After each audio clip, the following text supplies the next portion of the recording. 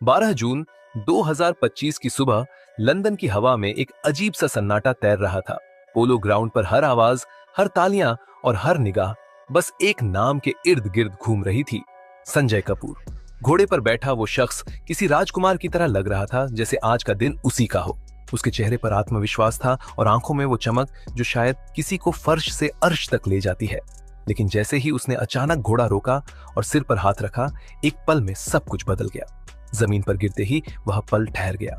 जो शख्स जीत के लिए दौड़ रहा था, वो अब जिंदगी से हार रहा था। डॉक्टर्स ने कहा मधुमक्खी के डंक से सांस नली सूज गई थी और उसी से हार्ट अरेस्ट हुआ। लेकिन क्या यह वाकई एक हादसा था या किसी लंबे दर्द का अचानक किया गया शांत समर्पण? एक हफ्ते बाद जब एक पुराना दोस्त उनके फ्लैट से कुछ जरूरी सामान समेटने गया, तो उसे एक धूल भरी साधारण सी डायरी मिली। पहली नजर में वह किसी पुराने लेखक की अधूरी किताब जैसी लगती थी, लेकिन जब उसने पढ़ना शुरू किया तो हर शब्द जैसे किसी चीख का दस्तावेज बन गया। हर पन्ना जैसे अंदर टूटे हुए किसी इंसान की तस्वीर खींचता था। उसमें वह बातें थी जो संजय ने कभी कैमरों के सामने नहीं कही थी। वह सवाल थे जो किसी इंटरव्यू में नहीं पूछे गए थे। ये डायरी कोई सजावटी याद नहीं थी, ये एक चेतावनी थी, एक कुंठित आत्मा की चुपाहट। इस डायरी के भीतर संजय की तन्हाई बूंद बूंद टपकती है। हर रोज उन्होंने लिखा जैसे अपनी ही परछाई से बात कर रहे हो। कुछ सवाल पूछे और खुद से ही जवाब मांगे। और जिन दो नामों की सबसे ज्यादा गूंज थी, वह थे करिश्मा और प्रिया। एक वो रिश्ता जो सच्चा था पर टूट गया, और दूसरा वो जो बना तो लेकिन आत्मा को निगलता गया। इन दो नामों के बीच एक दिल झूलता रहा, टूटा छूटा और फिर धड़कता रहा, जैसे किसी ने उसे पिघलाकर फिर से ढालने की कोशिश की। पर उस धातु की चमक अब वैसी नहीं रही थी।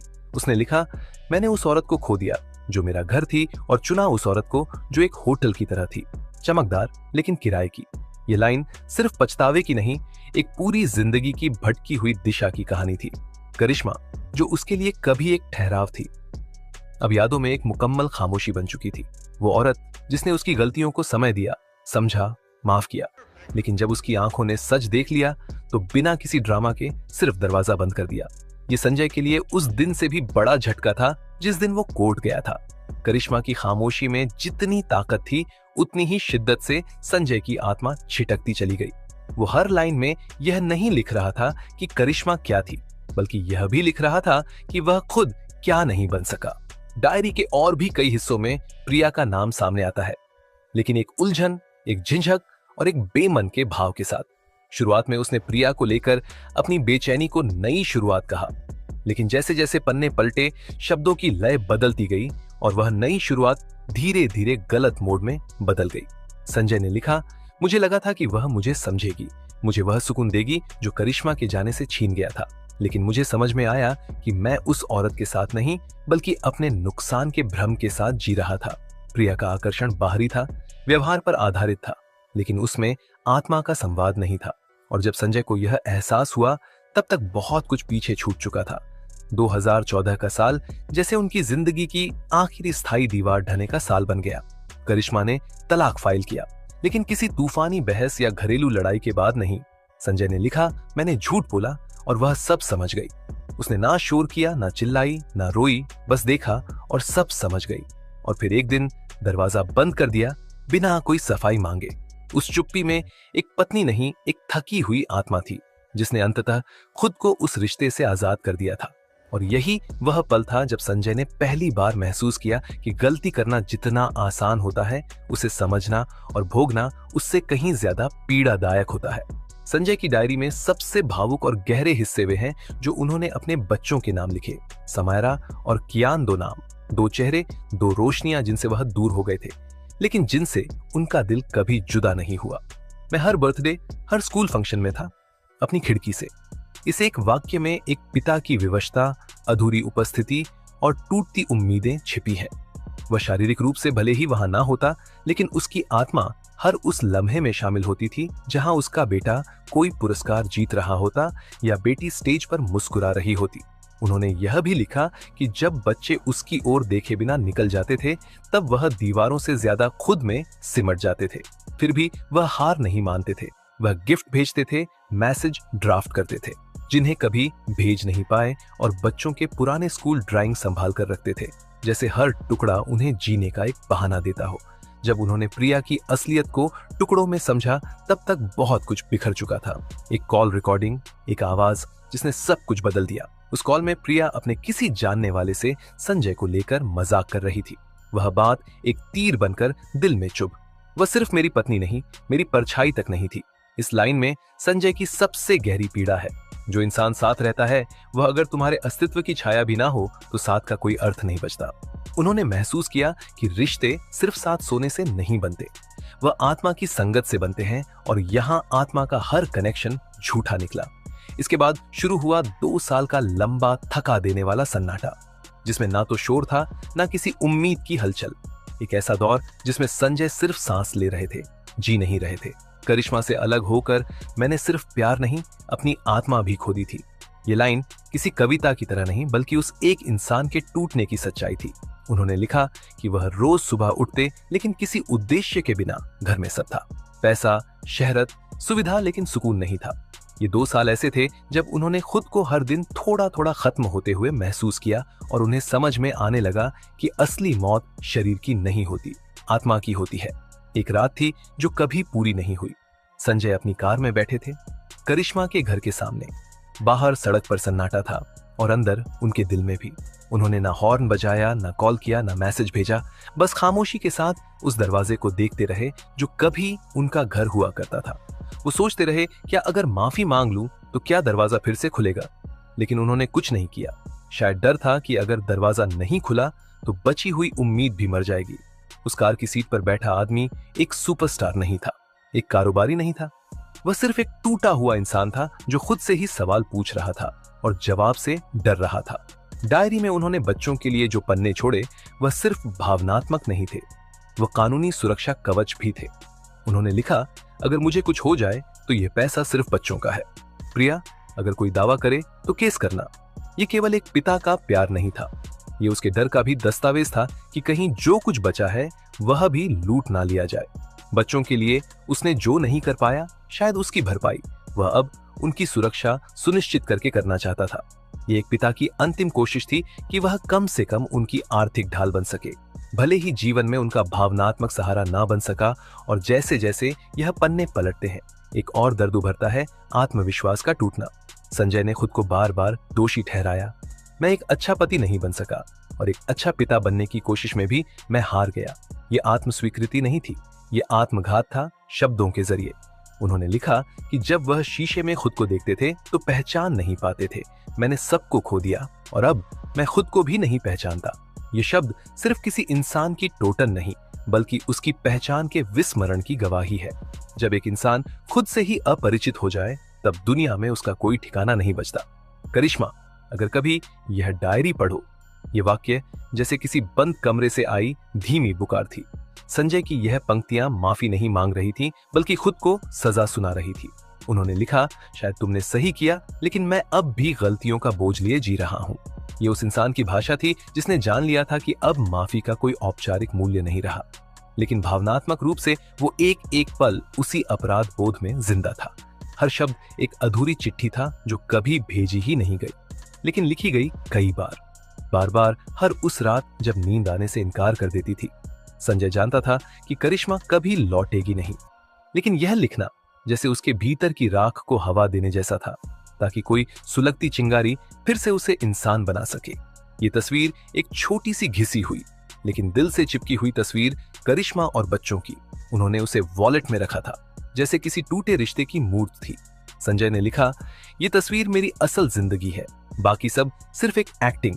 एक ऐसा इंसान जो दुनिया के सामने मुस्कुराता था, महंगे कपड़े पहनता था, कैमरों के सामने परफेक्ट लगता था, लेकिन उसकी असल दुनिया एक तस्वीर में सिमट चुकी थी। उस तस्वीर में कोई कॉन्ट्रैक्ट नहीं था, कोई पब्लिक रिलेशन नहीं था, बस सच्चाई थी। वो पल जब जिंदगी में अभिनय नहीं अपनापन होता था। फिर आया सबसे बड़ा, कड़वा, सबसे स्पष्ट स्वीकार। प्रिया के साथ मैं कानूनी रूप से पति हूं, लेकिन आत्मा से कभी नहीं था। करिश्मा के साथ मैं शायद पति नहीं रहा, लेकिन दिल से अब भी वही हूं। ये कोई शेर या कविता नहीं थी, ये एक इंसान की आखिरी गवाही थी। संजय ने अपने रिश्तों को 2 अदालतों में तोला, एक जो कानून की थी और एक जो आत्मा की, और इस तुलना में कानून हार गया। उसने साफ कहा कि जिस रिश्ते में नाम था उसमें भाव नहीं था, और जिस रिश्ते में भाव था वहां अब नाम नहीं बचा। ये टकराव शायद उस हर इंसान का सच है जो किसी एक गलती से अपनी पूरी दुनिया खो देता है और फिर सारी उम्र अपने फैसलों की सजा खुद ही काटता है। प्रिया के बारे में संजय के शब्दों में एक कड़वाहट थी जो धीरे धीरे आत्मा को जला देती है। उन्होंने लिखा, वो समाज में बिजनेस वुमेन थी, लेकिन मेरे साथ सिर्फ एक हिसाब की किताब। ये लाइन किसी तल्ख मजाक की तरह नहीं बल्कि ठोस यथार्थ की तरह लगती है। संजय ने महसूस किया कि प्रिया के पास दो चेहरे थे, एक जो दुनिया को दिखाने के लिए था, कॉन्फिडेंस से भरी, महत्वाकांक्षी, सोशल नेटवर्किंग में माहिर, और दूसरा चेहरा जो घर के भीतर था, भावना ही मूक और हर बात को लाभ हानि की निगाह से देखने वाला। उनके रिश्ते में संवाद नहीं था, सिर्फ लेन देन का संतुलन था। ये वह रिश्ता था जो दिखावे की बुनियाद पर खड़ा था, और संजय उस इमारत में हर दिन दम घोट कर जी रहे थे। उन्होंने लिखा, मैं उसके साथ सोता था, लेकिन हर सुबह ऐसा लगता था जैसे मैं किसी बिजनेस डील से उठ रहा हूं। ये शब्द रिश्ते के सबसे भीषण विघटन की पुष्टि करते हैं, जब प्यार जिम्मेदारी नहीं बल्कि एक बोझ बन जाता है। संजय की डायरी जैसे जैसे आगे बढ़ती है उसमें सवाल कम होते जाते हैं और एक थकान सी हावी होती जाती है। अब मैं थक गया हूं। ये वाक्य पढ़ते ही किसी युद्ध के बाद मैदान में पड़े एक सिपाही की छवि मन में बनती है। वो रोज उठते थे, अपने ही सवालों से लड़ते थे, क्यों हुआ, कहां चूका, क्या सुधारा जा सकता था, और फिर थक कर सो जाते थे बिना जवाब के। उन्होंने लिखा, अब कुछ नहीं चाहिए, बस शांति।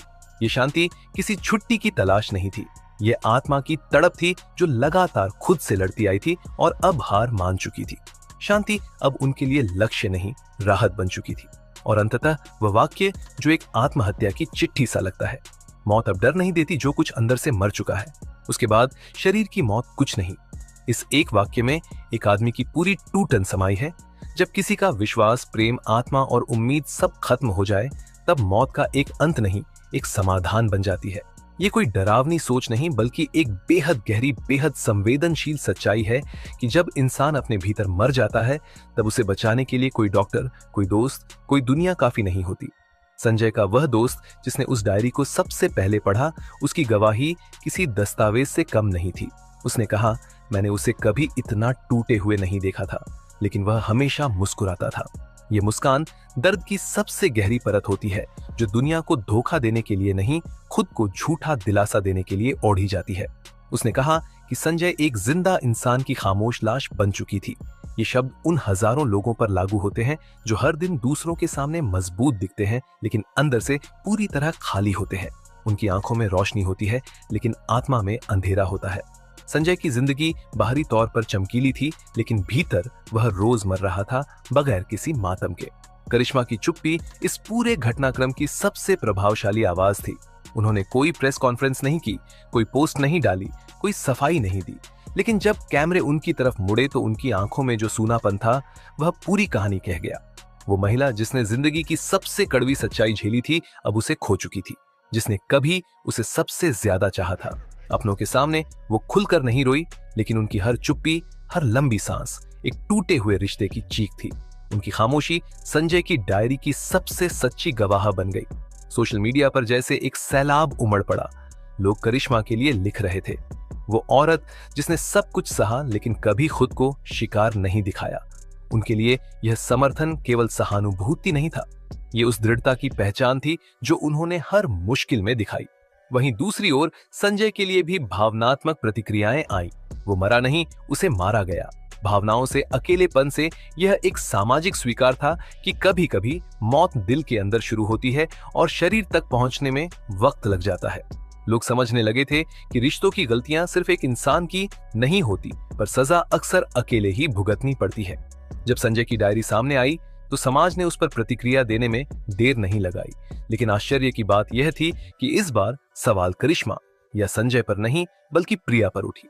लोग कहने लगे, क्या यह केवल भावनात्मक अत्याचार था या फिर यह मानसिक हत्या थी? क्या किसी को रोज रोज मानसिक रूप से तोड़ना, उसे अकेला छोड़ देना, उसकी आत्मा की धीमी मृत्यु का कारण नहीं होता? कुछ आवाजें साफ कह रही थी, अगर शारीरिक हिंसा के लिए केस हो सकता है तो मानसिक हिंसा पर क्यों नहीं? यह मामला अब एक टूटे हुए रिश्ते का नहीं रहा था, यह समाज के उस खामोश क्रूरता का प्रतिबिंब बन गया था जिसे अक्सर नजरअंदाज कर दिया जाता है। डायरी अब सिर्फ एक व्यक्ति की निजी अभिव्यक्ति नहीं थी, ये एक दस्तावेज बन चुकी थी। लेकिन फिर सवाल उठे, क्या इसे कोर्ट में सबूत माना जा सकता है? क्या शब्दों में दर्ज की गई पीड़ा एक कानूनी प्रणाली के लिए पर्याप्त है? बहस शुरू हो गई। कुछ लोग कह रहे थे कि यह डायरी एक मृत व्यक्ति की अंतिम गवाही है जिसे गंभीरता से लिया जाना चाहिए, लेकिन कानून भावनाओं से नहीं, तथ्यों से चलता है। और यही आकर समाज और न्याय के बीच की खाई नजर आने लगी कि जो बातें दिल में दर्ज है वह अदालत में अक्सर अनकही रह जाती हैं। यही वजह थी कि लोग पूछ रहे थे, क्या सच्चाई अगर शब्दों में दर्ज हो तो क्या वह कानून बन सकती है? और फिर डायरी के वो आखिरी पन्ने जहां शब्दों के साथ आंसू भी सूख चुके थे। संजय ने लिखा, अगर दोबारा जन्म लूं तो वही जिंदगी फिर से जीना चाहूंगा, लेकिन इस बार करिश्मा को कभी मत छोड़ूंगा।